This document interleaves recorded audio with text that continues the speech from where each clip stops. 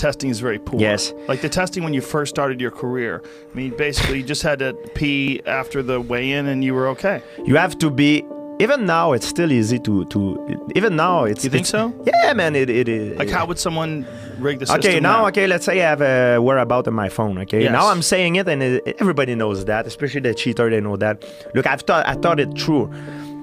It's not 100% sure, but let's say I want to have an injection of a product that will last in my body for 2 days or 1 day. Mm-hmm. So I know that particular day I cannot be tested because if I am, I'm screwed. Right. So I put my whereabout that I'm traveling to the freaking Antarctica. Antarctica or anywhere, like somewhere that is Crazy. Believable. Yeah. And then I come back in two days after.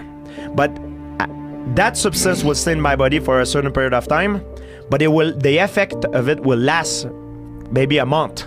Yeah. And now we talk about performance-enhancing drugs, Joe. People misunderstand. They say, oh yeah, but it still doesn't make the difference. Yes, it does make the difference in an athlete. And the reason is, in the 80s and before, it was giving you more power, more stamina, more endurance. Now, man, with the technology, they have stuff that will change your reaction time, your confidence, your reset time.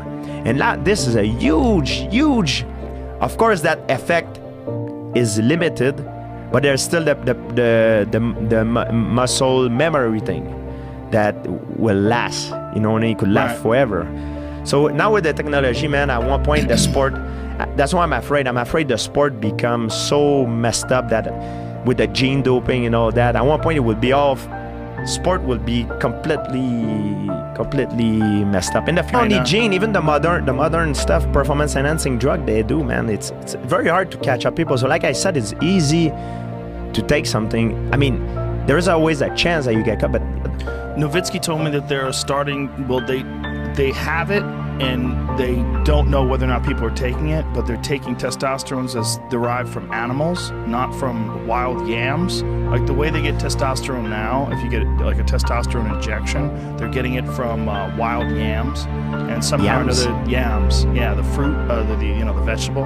Really? Yam, the tuber, it's like in Jamaica is the yam, yeah. Yeah, that's how they're getting testosterone. They're getting it from that. Yeah. A plant? Really? Yeah, they're plant-based wild yam testosterone.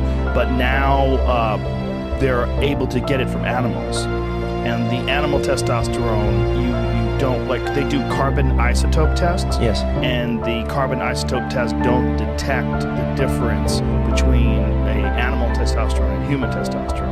But these are current tests. One of the things that they do is they freeze your piss and they freeze your blood for, I think they're doing it for years. And this is how they've caught some of these Russian wrestlers, and they've taken away gold medals from guys that won in the early 2000s they've found new tests, and with the new tests they've been able to determine that they were taking steroids. I think it's if I think there is some guys, if there's a lot of guys that take steroid and performance enhancing drug, yes.